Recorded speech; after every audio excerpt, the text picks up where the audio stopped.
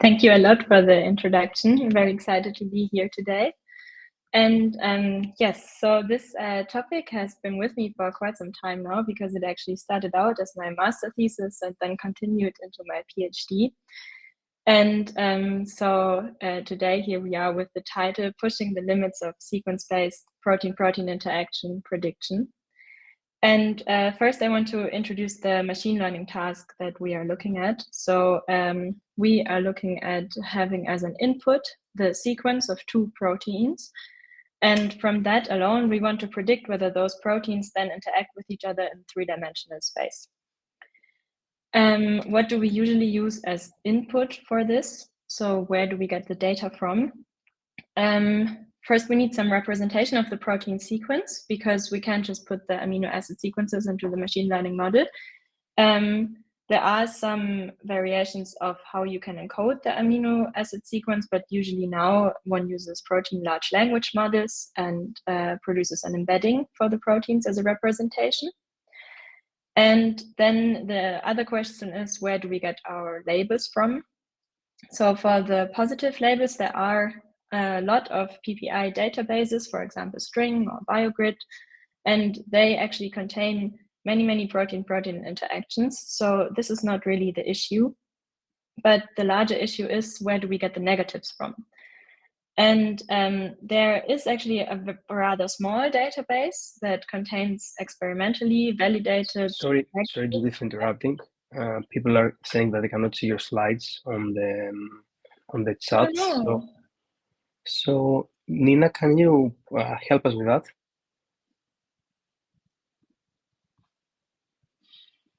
Okay, some of them are saying they can. Okay. Apparently, it's solved the issue. Sorry. You can continue now. Sorry about that. Okay, does it work now? Yeah, apparently Nice. yes. Okay, perfect. So you didn't miss a lot. This is how the slide looked until now. So yeah, so we have the positive labels already defined now. And now we need some negative labels. There's one database that explicitly looks at this. So these are experimentally validated negative PPIs. But as you can see, it doesn't really relate because usually in machine learning, we want a balanced data set, and this is very unbalanced. So what one usually does is that one generates these negatives. And usually they are just generated by pairing random protein pairs together, because just by chance getting a false negative here is not, so the probability that one of those will actually be a false negative is rather low, because many more proteins do not interact with each other than do. So this is what is usually done. There is a little more advanced strategy that is pairing random proteins that actually also occur in the positive data set, because otherwise you introduce some biases that I will talk to you about later if you just pair random proteins, because then you might just have negative annotations for a protein that doesn't actually occur in your positive data set, and this is an issue. Another possibility is also to pair random proteins that occur in different subcellular locations, but this also introduces some bias that I will talk to you about later. So I would go with option B normally. So now we have established what goes into the model and what goes out of the model. And now I want to talk to you about how this whole journey actually started. Because this started with me being a master student and looking at the literature, actually together with my supervisor, and we found this trend. So we found that regardless of what data set you look at that was used for model training and testing, you get amazing accuracies. So it didn't seem to matter if you use some classical machine learning models like random forests, or some more advanced machine learning models, or some deep learning models. All of them seem to be really great at this machine learning task. And this made us wonder, how is this possible? Because to us, it seemed like this should actually be a more difficult problem. So we were wondering, why are performances so excellent? And yeah, so this is what I just said. So we thought that predicting interactions from sequence alone should actually be a hard problem, because you are looking for the interaction side or the binding side that actually only comes up in 3-dimensional space, so like upon folding of this protein sequence. So this should be rather hard to detect, but somehow these models were all graded it. So we thought there must be some kind of shortcut that these models are able to use, which allows them to predict this well. So we had a more thorough look at the models, and we tried to find out what do all of these models have in common. And something they all have in common was that they all split the dataset randomly into training and test dataset. So if you think about the dataset, there you usually have protein 1 and protein 2, and then you have the interaction, so whether it interacts or not. And if you just randomly split it up, what happens is that proteins from the training dataset also occur in the test dataset. And this was something that introduced some biases into the data that the models could then leverage. And this is something that we looked in very close detail in our publication.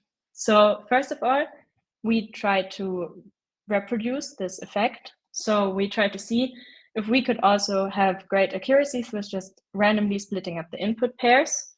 So what we did is that we looked at 7 publicly available datasets. Most of them were human datasets, but 2 of them were yeast datasets, just to have a little bit of variation. And then we took 7 published methods from the literature, most of them deep learning methods, and one of them was a similarity-based method. And then we also had 8 baseline machine learning models to compare against. Most of them were similarity-based, and 2 of them were topology-based. And what I also actually wanted to talk about here is that there are way more than 7 published methods out there that do a protein-protein interaction prediction, but it was really hard to get more than those 7 because there were really major issues with the reproducibility. So a lot of the methods didn't have code available, or just didn't run when we tried to run them, or they just had very bad specifications about their computation environment, about the Python version, the packages that they used. Some of them were written in like MATLAB, which also wasn't really nice. So I just settled for those 7 methods that I could execute kind of easily. Yeah.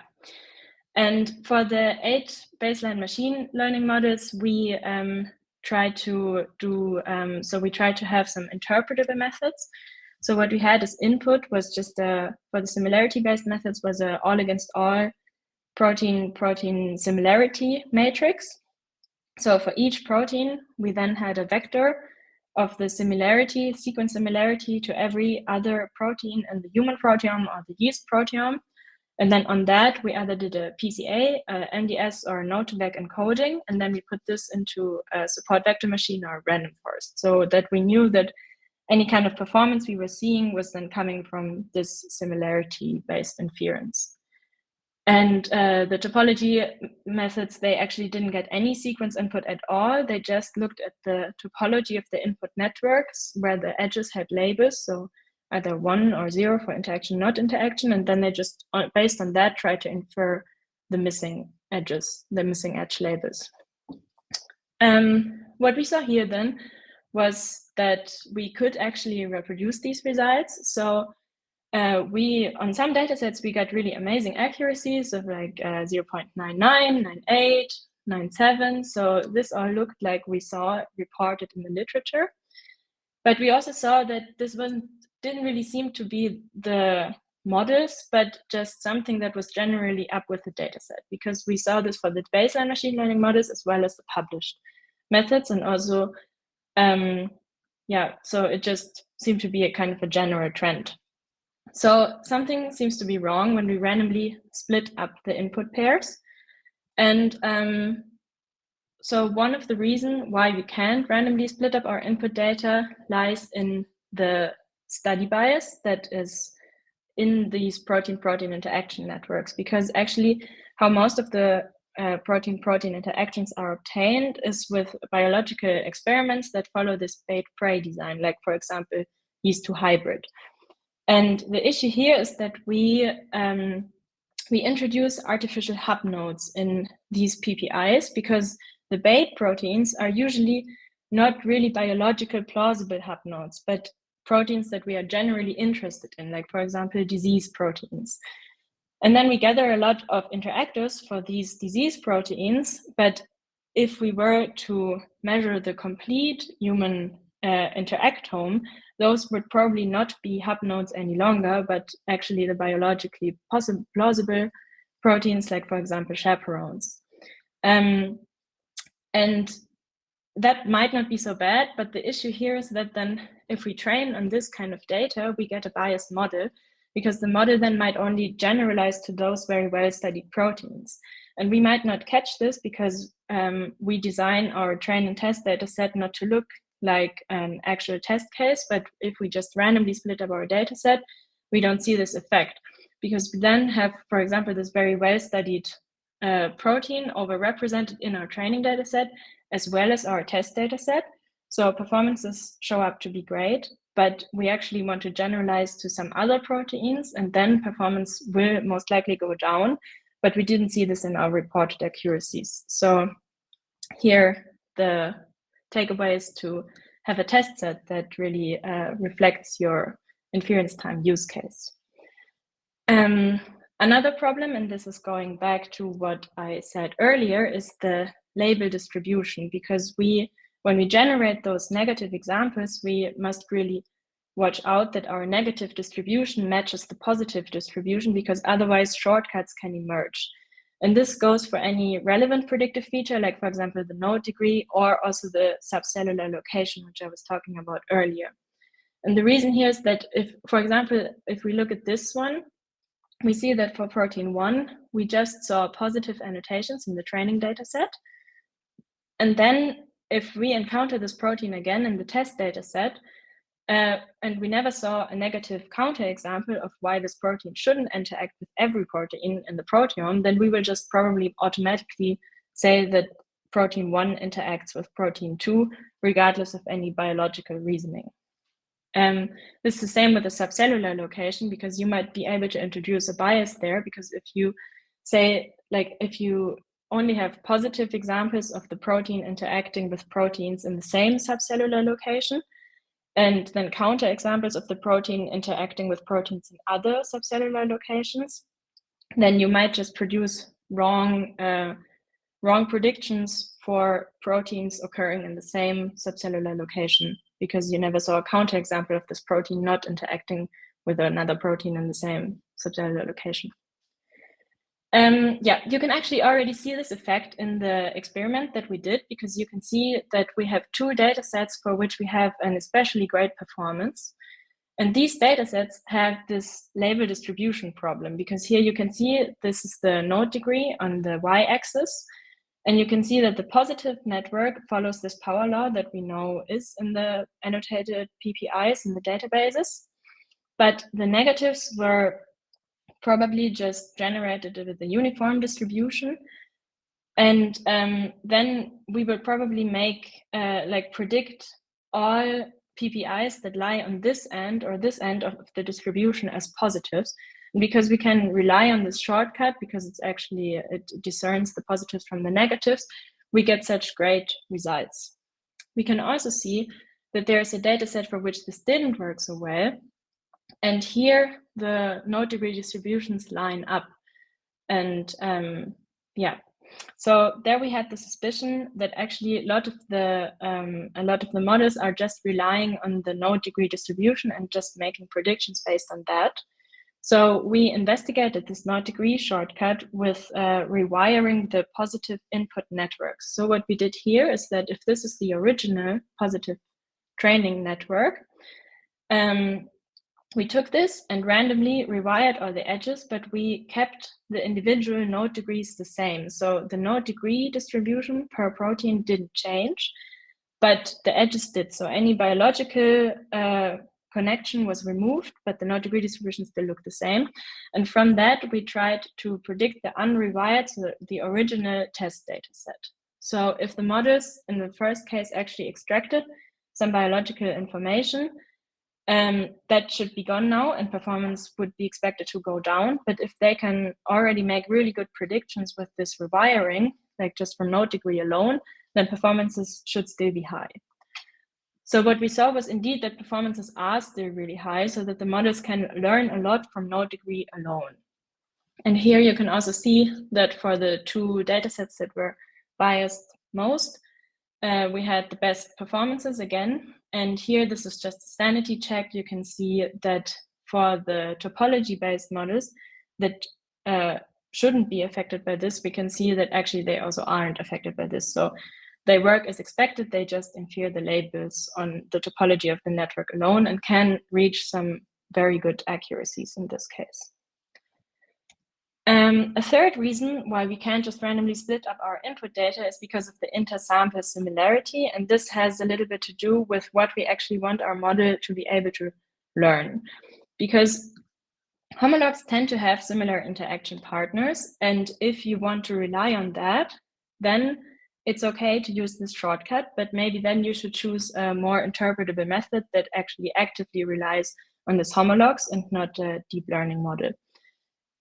But if the goal is to learn some deeper biological feature with the help of these deep learning methods, then you should probably check how you're generalizing to the dark proteomes, so proteins that don't have homologs or don't have any homologs that have any annotated PPIs.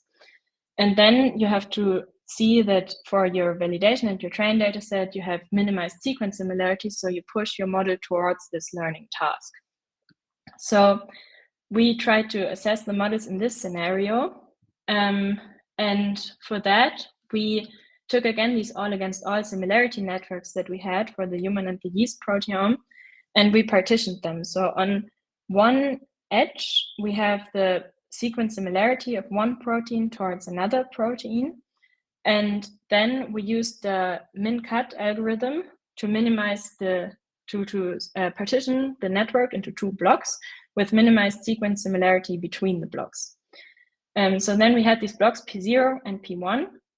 And then we went back to our original PPI networks and we redistributed them into 3 blocks. So we had block intra-0 where we just retained PPIs where both proteins were in P0. And then here we had block intra-1 where we just retained PPIs where both proteins were in P1. And this other one is the cut. So one protein is in P0 and one protein is in P1. And now we trained the models again, and we trained them on the intra-0 dataset and tested them on the intra-1 dataset. So the test proteins were all not occurring in the training dataset, and they all had minimized sequence similarity to the training dataset. And what you can see here is that performances are essentially random, so the models can't really generalize to this task. And another very interesting thing that we saw was that when you train on the cut, so on the inter block that I showed you before, and then either predict intra-0, intra-1, such that in like always one protein from the test set already occurred in the training set and the other one is unseen, you get these highly inflated accuracies again. So we saw that it is already enough to leak one protein from the test set into the training data set in order to see this result, in order to rely on these shortcuts again. What we then also did is create a gold standard data set that was larger, because here you can see the number of PPIs in all of these data sets, and you can see that this is rather small. And we thought that for machine learning, a larger data set is always bigger, right? So we tried to make one that is already pre-split into training and validation and test set with this same approach that we used here. So there we also minimized the sequence similarities between training, validation, and test set. And we balanced the negatives in such a way that the node degrees were balanced per protein so that this shortcut also couldn't be used. And you can see that also here, all the models struggled again. So the best model had an accuracy of like 0.56, so not so great. And then this was the end of this publication. This came out in March 2024. And so just to summarize, this is what we learned here. It was that high accuracies can already be reached with simple scoring methods if you know the proteins that you are predicting. So here the idea was that you should just like try simple interpreter model first, for which you know why they are predicting the way they are predicting. If you want to do this task. But if you want to generalize to proteins that you do not know, that have minimized sequence similarity to the proteins that you trained on, then none of these models are actually suited for this in the way that we have trained them or in the way that they are designed. And here our idea was that maybe because this is such a hard task, structural information might be needed. And then our overall conclusion was that this extensive training data leakage has concealed the full scope of this challenge, because it seemed like it was kind of solved, but if we split it in the right way, we saw that it was actually not solved at all, which is why we then created this large gold standard data set, which was free from data leakage and had minimized pairwise sequence similarities between training, validation, and test set in order to inspire some new models. Yeah, and I was talking to Alexandros before, and because this is the end of my first part of my presentation, I thought it might be nice to have some questions here if you have some already, and then for the second part, have them at the end of the talk. So do you have any questions about this publication?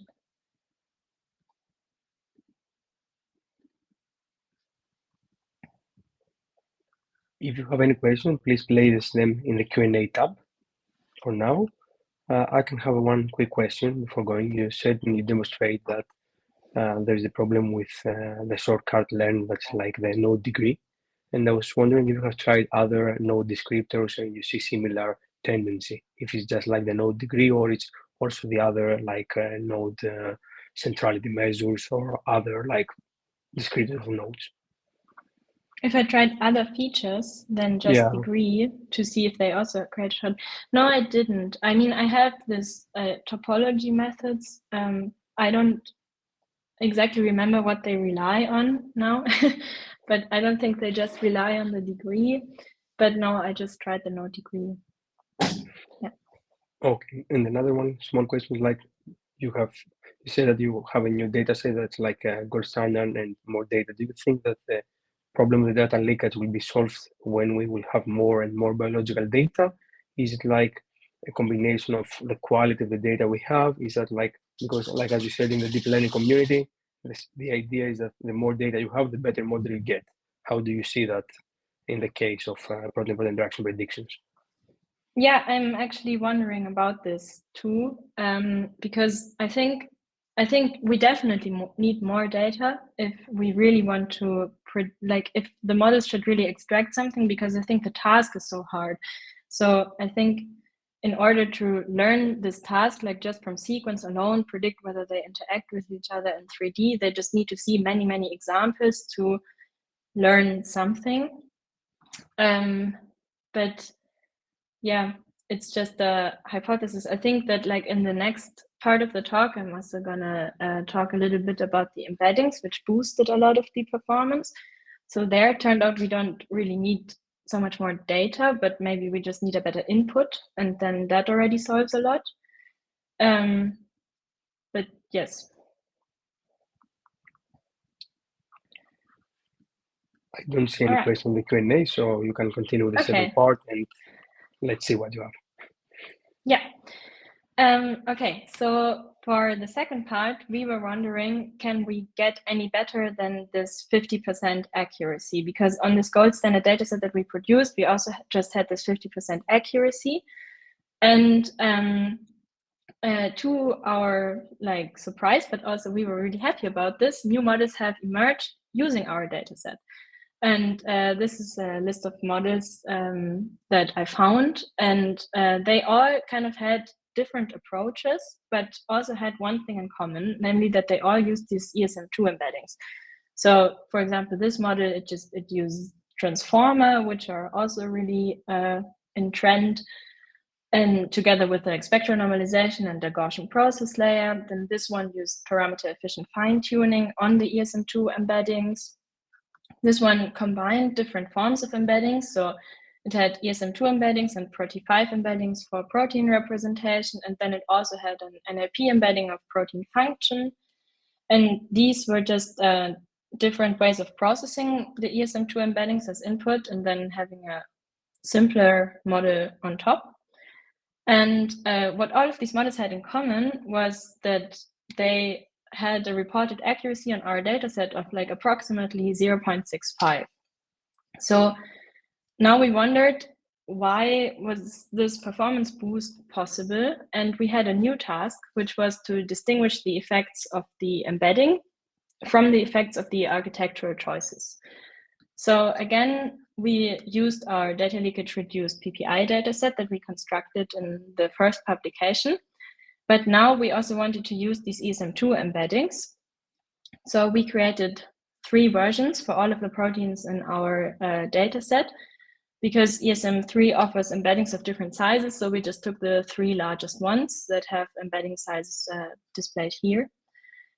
And what ESM2 does is that it generates per token embeddings. So this results in variable length embeddings, because then the embedding is as long as the protein sequence. And then for every amino acid, the vector is as long as this dimension. And because most of the machine learning models cannot handle this very well, what's usually done is that you do dimension-wise average pooling of those per token embeddings to obtain per protein embeddings that just have this dimensionality. So you average over the whole sequence, so over all amino acids in the sequence. Here we wanted to have a baseline again. So for the per protein embeddings, we just took a random forest classifier as a baseline, because this can only handle the fixed length input. And we also looked at the model again. We already profiled this in our first publication. It's just a rather simple feed-forward neural network that then concatenates the representations and then continues on with the prediction. And then we also looked at the per token embeddings. And for this, it was rather hard to construct an appropriate baseline, because if you want to handle this variable length, you have to do some like more advanced things than just this. So this was actually the easiest thing that we could come up with. So it's just a like series of convolution, and with that we reduce the embedding size at first, and then we concatenate it in this kind of matrix, and then do some pooling, and in the end we predict the PPI. And what we also wanted our baseline to have was that we wanted, as a second to last layer, we wanted to have just a tensor that is n times m long. So that is when n is the length of the one protein and m is the length of the other protein. Because we also looked at this model, which is also a state-of-the-art model that we profiled in our first study. And they also had this feature. And they said that you could think of this layer like as an implicitly learned distance matrix, and then maybe see some interesting effects here, because distance matrices are also then n times m, and then maybe you can see something nice in this second to last layer if you then only from that predict the PPI.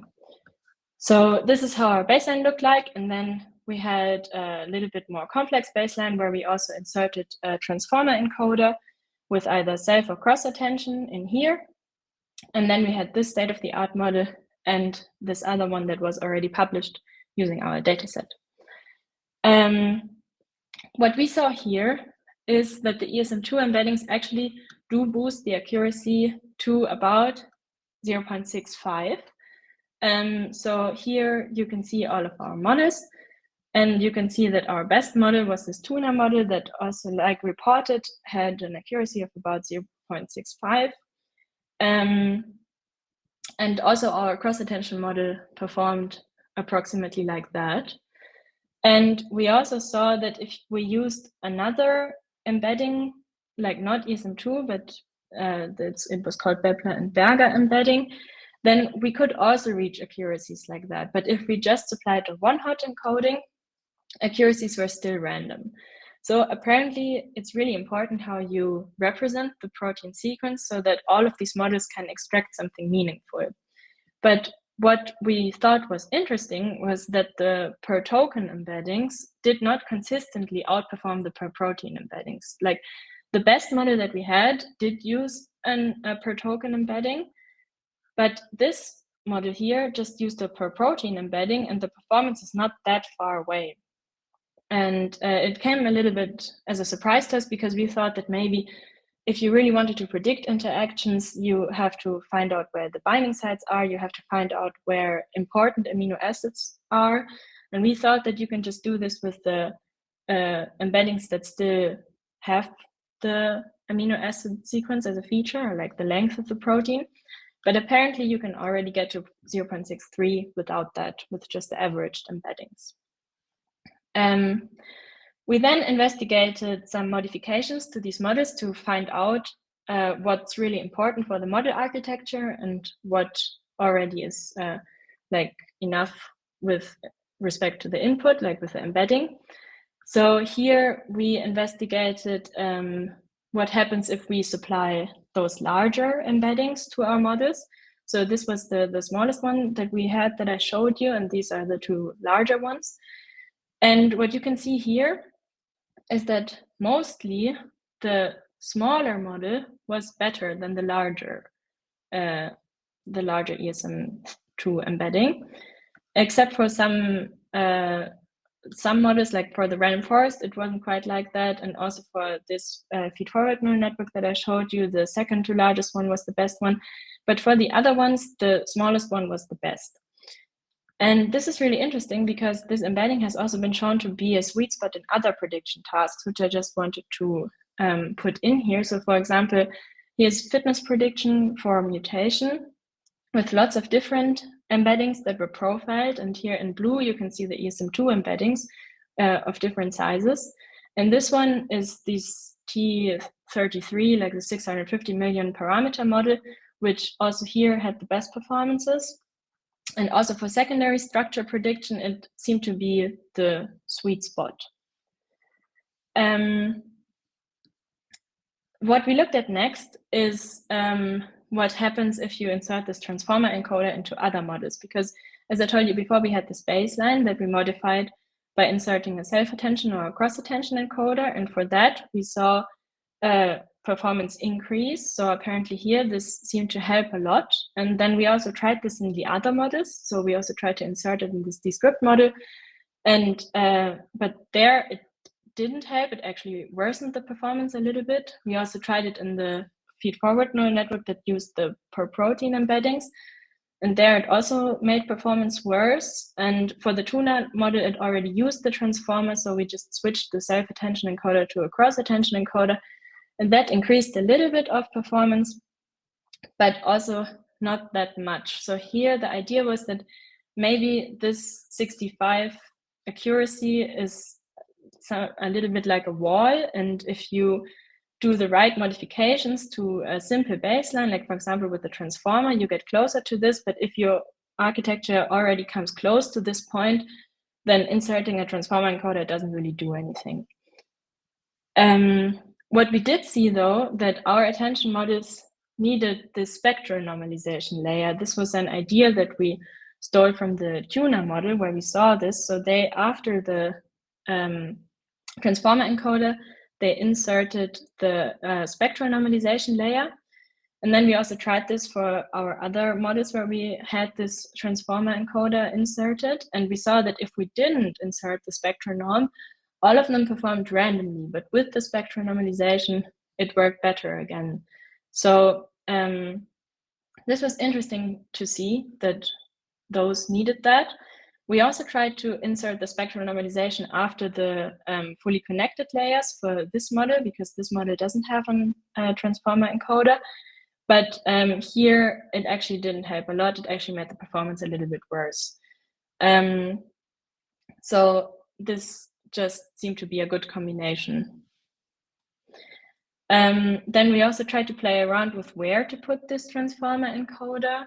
And here we saw that it's better to put it after reducing the dimensionality of your embeddings rather than just putting them directly after you input the embeddings. So there we thought that maybe the models already had distilled some information by reducing it that just then the attention could grasp better. So now to my side story. Here we thought we wanted to see if we can implicitly predict these distance maps if we have them as a second to last layer, like if we have this matrix as a second to last layer, that is n times m. And here an issue was that actually finding data for this was surprisingly hard, because our first step was to retrieve confident predictions. And here we just said that it's predictions that had a score larger than 0.9, even though none of these models really do uncertainty quantification like a proper one. So this was just the score that came out in the end. But so we said, okay, these maybe are still confident predictions. So we retrieved those. And then we matched them with the PDB to find out if some of these PPIs are actually already recorded in the PDB. And these are the interactions that we found. So at first we were happy because we thought, oh, this is actually enough data to find out a little bit about this. But then we had a closer look and we saw that very few of these PDB entries are actually suited for what we want to investigate, because lots of those had additional chains in there. They had cofactors or ligands or just additional copies of this protein, so that in the complex there was not just one copy of protein 1 and one copy of protein 2, but maybe 2 of both, or then a cofactor in the middle. So there we said this is not really what we want to look at, because this is not what we told our model, because we said to our model we just have one sequence here and one sequence here and then this distance map. So we filtered those out.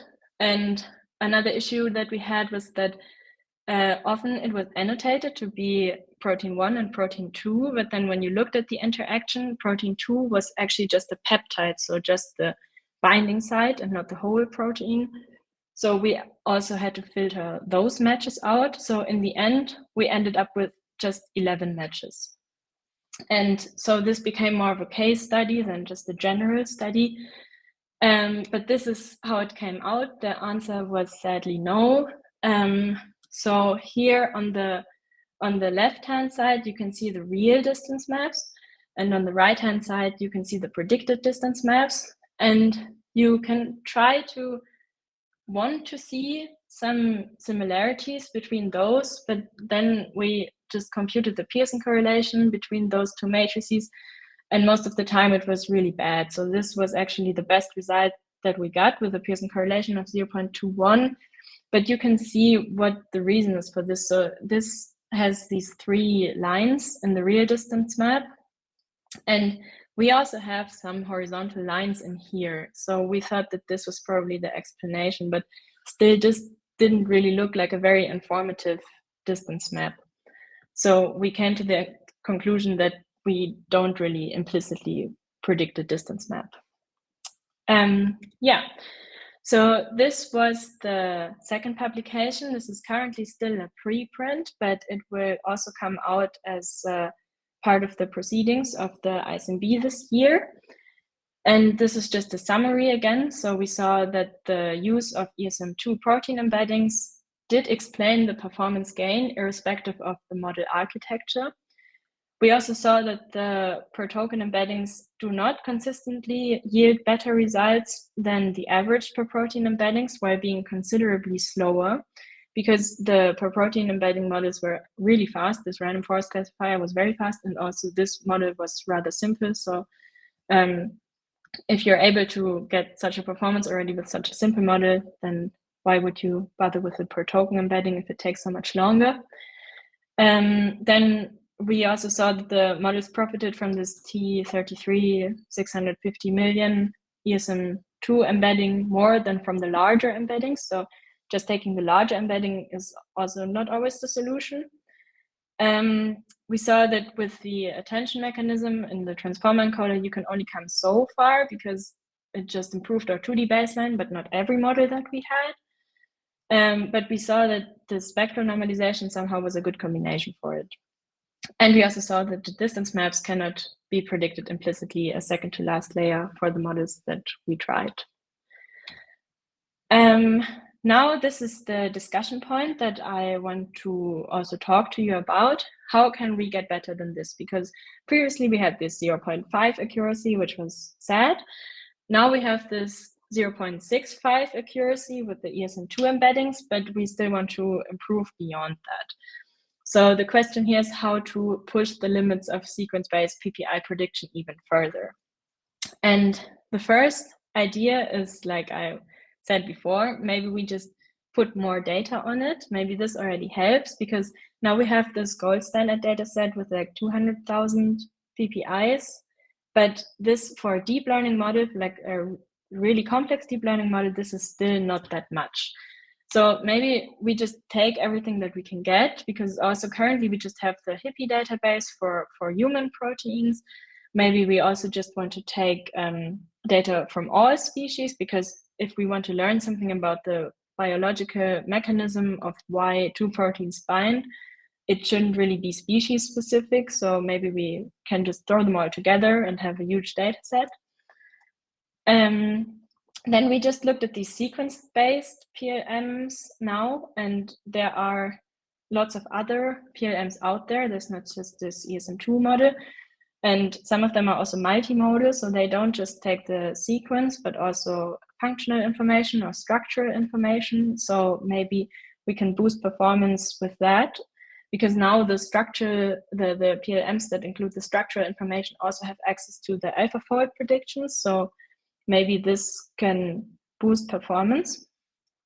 Then, because we saw that just the embedding choice already had such a big influence, maybe we don't need to build such a deeply complex deep learning model. Maybe it's already enough if we just do fine-tuning of the embeddings instead of these training deep networks.